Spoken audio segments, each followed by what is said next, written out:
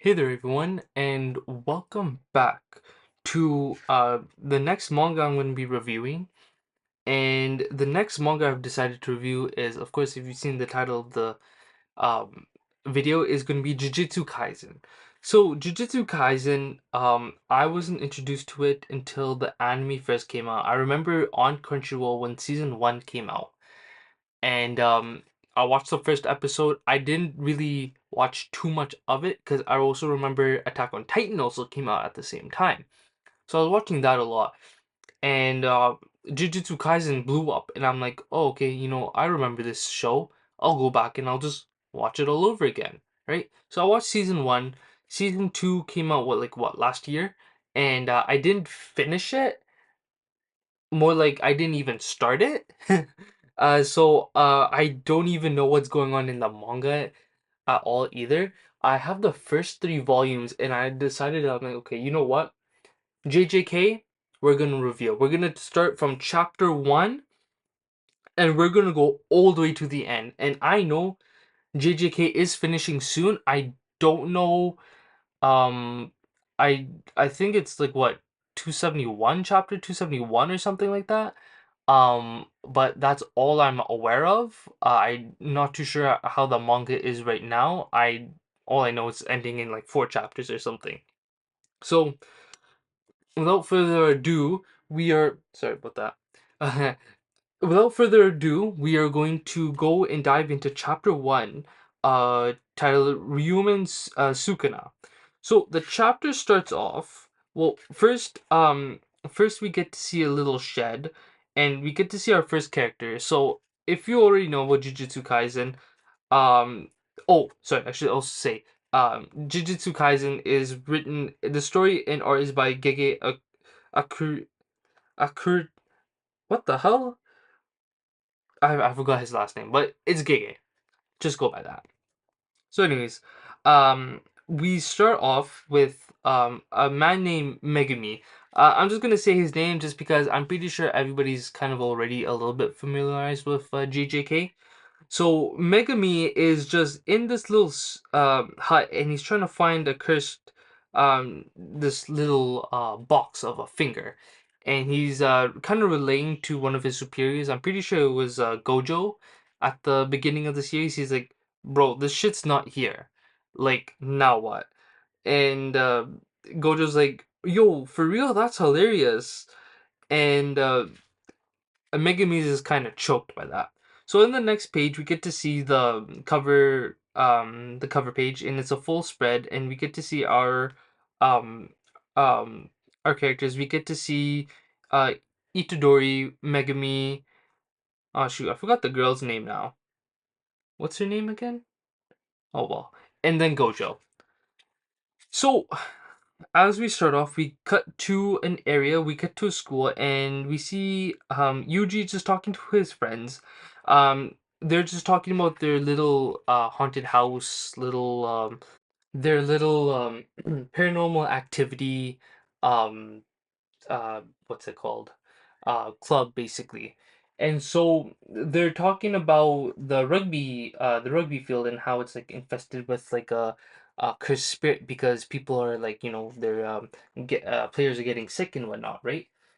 And so they wanted to do a little research thing, but they can't because Itadori is part of the track and field team, and um as they see that they're in a classroom, by the way, I should specify that the classroom door opens and the track and field coach comes in, and the track and field coach is like, Itadori, we need you to move this country along. Itadori's like, nah, I don't want to do a lot of shit, you know what I mean? And the track and field coach is like, nah, nah, you're gonna be on the team. And in order to solidify this, they were gonna have a little competition, right? So if the track and field coach loses, he'll give up on him. However, if he wins, Itadori just kind of cuts him off. He's like, hey, say no more, I accept. And so we kind of cut back to Megami. He's kind of walking around, and just as those football like little poles, like those really big poles, he sees um a curse basically, and he's like, yo, was there a dead body here or something? Like, why is there a curse over here? So then he's walking around trying to find that, he's looking around on his, yo, that has to be 2008. What iPhone is that? It has to be at least a 7 plus, at least a 7 plus. So then, we get to see the little competition between the track and field coach and Itadori. So the track and field coach, he throws his, they're having those, throwing the ball, a certain distance. That one. I forgot the name of the damn sport. But track and field coach, he throws his. It was pretty good, but then Itadori throws his. It was just even better basically. And so because of that, he wins the track and field competition with the coach, and basically we also get to see Megami, and he's watching this. He's like, "Whoa, that's impressive. He did that all without cursed energy, just natural ability. I wonder if he's like a Zenin senpai," which will be introduced to that person later on, of course.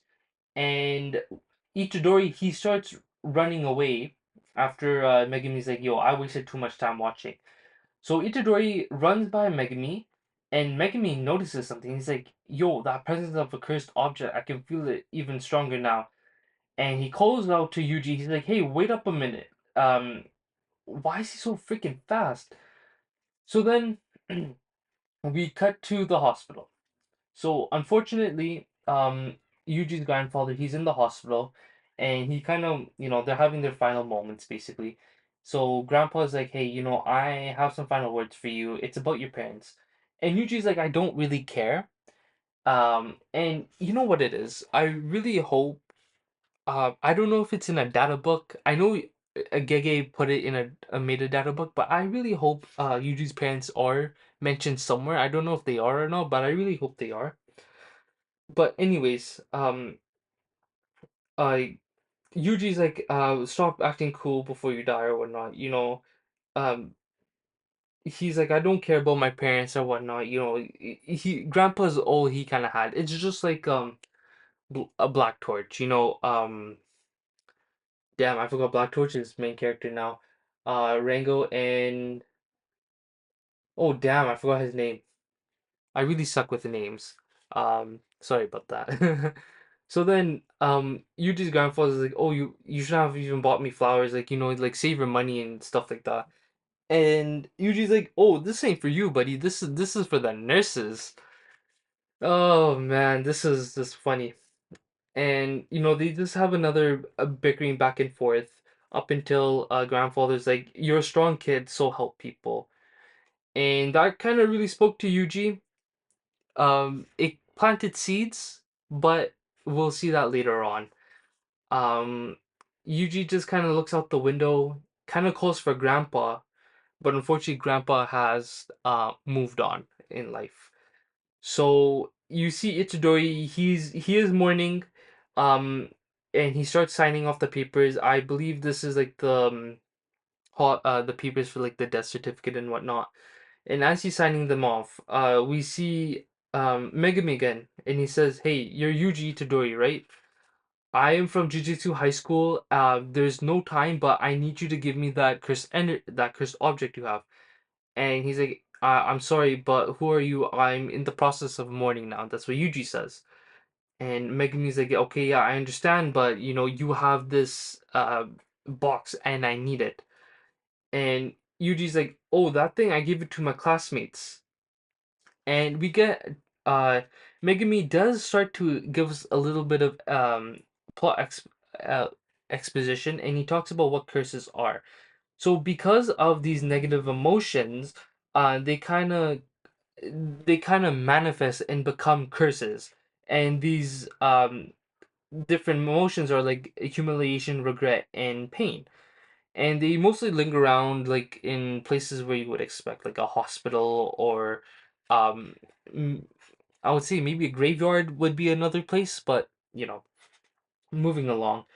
And he kind of talks about how these are kind of like talismans, and after many years, these things are sealed, like these objects are sealed off, right?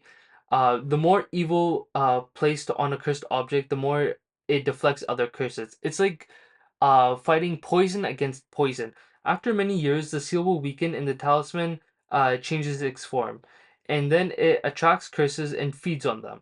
Compared to other cursed objects, the one placed at your school is dangerous and it is categorized as a special grade.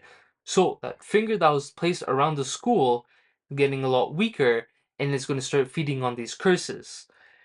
So good to know that. We good to know that there is some a lot of demonic things going around in around Yuji's school. Um and so Yuji pulls out the box and he gives Megami the box, and as Megami opens he's like, fuck. It was an empty box this entire time. Here I was chasing the cursed energy of a lingering box. And he's like, yo, where the hell are these people? I need to find whoever has the finger right now. So Yuji's like, well, I think they're at school right now. So then we cut away to school and we see them trying to open it up. So as they open it up, they see a finger and they get creeped out. They're like, what the hell is this? But this finger looks a little different. It's really old and it looks disgusting as hell.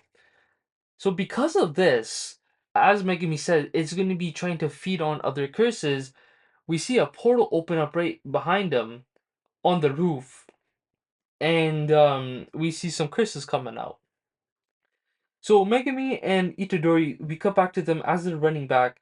Um, they're running back to the school, and Itadori starts feeling these presence of curses, right? And Megami's like, "Yo, stay here. I'm gonna figure this out, basically." And Itadori's like, "No, man. Like, I've known these guys for a couple months, but these are my friends. Like, I have to help these guys out. Like, I'm not gonna be a bitch like that and let these guys die." And Megami, with a stern look, looks back at Itadori and is like, "Yo, stay here." And we cut back into the school. And within the school, the curses are walking around. And the girl, so I should have probably said this at the beginning, but in Yuji's little paranormal activity um, club, there is a girl and there's a guy, basically. And the girl is kind of hiding. And she looks up and she's like, "Oh my God, there you are," to the guy. What's his name? Ijuchi. She's like, "Oh, Ijuchi, where have you been?" And we see him, and he has a curse eating the top half of his brain. Um, and she fucking screams bloody murder because that's probably one of the most terrifying things you could ever see in your life. And Megami activates his divine dogs.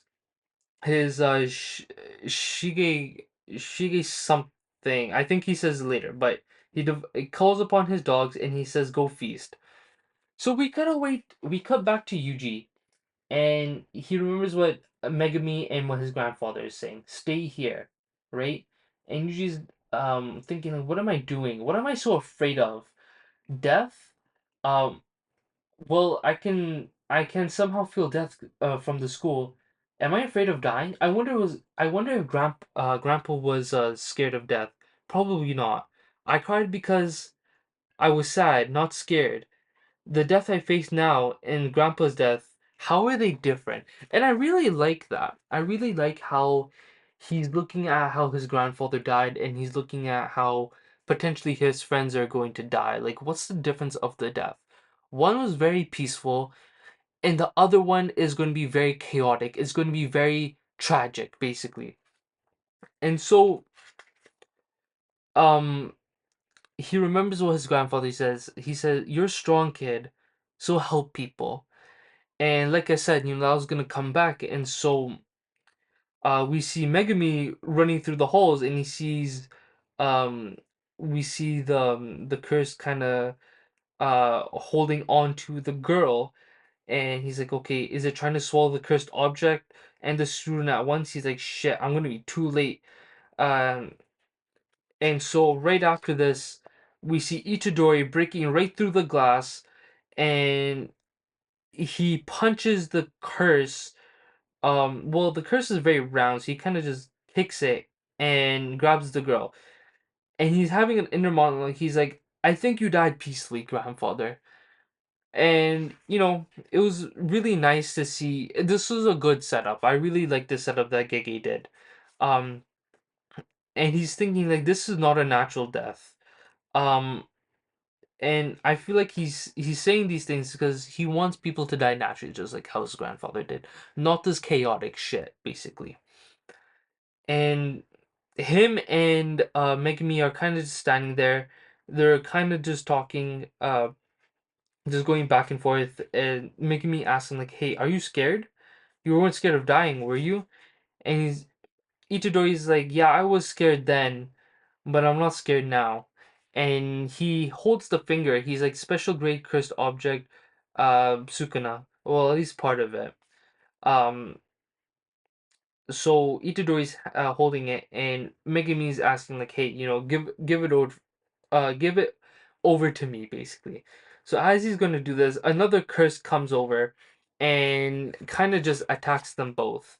And this one, I believe it is a different one, and this one kind of just slams Megami to the point where his dogs start kind of dissolving, basically. So now they're outside of the school. They're kind of just like on the roof, and there's still the fight's still going on. And Megami's like, shit, like my incarnation time ran out. I can't even think straight. So now Yuji enters the battle. He asks Megami if he's okay, and he's like, okay, now what? And he remembers what grandfather said. He's like, help people. Um, and so we get to see Yuji just kind of throwing hands, basically. Um, and he also gets slammed, unfortunately, as well. He gets taken down, um, and Megami's like, okay, you know what? You gotta leave now. You're the only one who can carry those two safely. Hurry up and get out of here before we all die. Um, and so Yuji even comes and stands back up, and he's like, yo, is there a way we can save people? And Megami's kind of like, well, what the fuck do you mean by that? Um, he says like the finger that is he's like, why is there a curse targeting on this finger? It plans to eat and gain stronger cursed energy. So Yuji has a good idea. He's like, okay, if that thing's gonna get cursed energy by eating it, so I'm gonna eat it too. And so he just kind of just swallows the finger. And I'm aware in the anime it was a little different. Not the cursed object or anything. The curse grabbed um Yuji, kind of holding him up in the air, and then that's how Yuji ate the finger. But here it's a little different. He kind of just eats it just like that. So Megami's like, no, don't fucking do that, you fucking idiot. And he eats the finger. Yuji eats the finger, and he is no longer Yuji anymore. He turns over and he starts laughing hysterically, and he's like, "I knew it. The light, I'm back. I'm back, basically." And Megami's like, "Fuck." Rinu Sukuna is now back, and Sukuna's just kind of walking around. He's like, cursed spirits, flesh is no fun. Where are the people? Where are the women at? What a wonderful age it has become. Women and children spawning like maggots. Marvelous. It'll be a massacre. So then Yuji kind of gets control of his body and is like, yo, that's not cool, bro. Like, give my body back. And y- um, Sukuna and Yuji are kind of having a little back and forth, and um, Yuji is kind of winning, but then Megami interrupts. Is like, "Don't move. You're no longer human. Under jujitsu regulations, I will exercise you. The curse known as Yuji Itadori." And that is where the chapter ends. So that was a good first chapter. I really do like the setup of Grandpa's little speech of like help people, and Yuji's a little well, not character development. I would say maybe yeah, character development of understanding of what does it mean to die. How should people pass on? Should it be chaotic? Should it be um you know um peaceful like his grandfather. So yeah, that was the end of chapter one, and I will hope you enjoyed. Like, comment, subscribe if you did, and hopefully I will see you next week. Take care.